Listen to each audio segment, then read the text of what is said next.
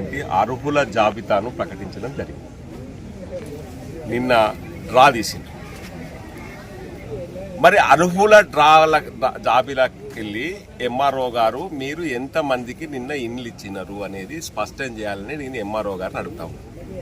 ఒకటే ప్రశ్న సీదా, మీరు ప్రచురితం చేసినటువంటి జాబితానే కదా, ఆ జాబితాలో లేని వాళ్లకు ఇండ్లు ఎట్లా వచ్చినాయి?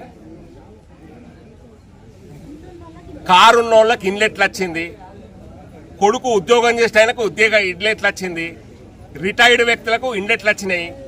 ఇవన్నీ ఒక వక్త అయితే, సాక్షాత్తు మీరు నిన్న ఒక వీడియో విడుదల చేసిండ్రు. ఏం విడుదల చేసిండ్రు? ఎవరిని పైసలు అడిగినా మా వాళ్ళు పైసలు ఇవ్వకుండ్రి అని.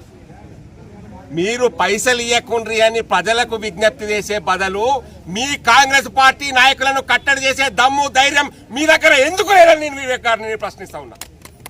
మీరు ప్రోత్సహిస్తున్నారా? మీరు చెప్పిన వాళ్ళకు డ్రానా తీపిచ్చి మీ నాయకులు వాళ్ళ దగ్గర పోయి డబ్బులు అడుగుతా ఉన్నారు, ఫోన్లు చేస్తా ఉన్నారు. ఇది బహిర్గతమైనాక దీన్ని మీరు వీడియో విడుదల చేసినారు. ఆ వీడియో విడుదల చేయాల్సినటువంటి పరిస్థితి వివేక్ వెంకటస్వామి గారు మీకు ఎందుకు వచ్చింది? ఆ వీడియో విడుదల చేయడానికి వచ్చిన పరిస్థితిపై వచ్చినటువంటి నాయకులను మీరు ఏం చర్య తీసుకుంటారని నేను ఒకటే ప్రశ్న సీదా వివేక్ వెంకటస్వామి గారిని అడుగుతా ఉన్నాను. మరి మీ మద్దతు ఉన్నదా వాళ్ళకు? మీ గైరాజారిలా మీకు తెలియకుండా అడుగుతారా?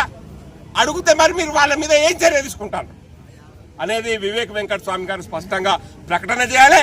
ఇంకొక విషయము, ఏదైతే గత 10-15 రోజుల కిందట ఇచ్చినటువంటి జాబితా నుంచి మళ్ళీ పారదర్శకంగా అదే జాబితాల చిట్టీలు మీరు మార్కెట్లో ఇస్తారా, రోడ్డు మీద వేస్తారా, మొత్తం మీడియా సమక్షం లోపల డ్రా తీయాలని భారతీయ జనతా పార్టీ డిమాండ్ చేస్తూ ఉన్నది.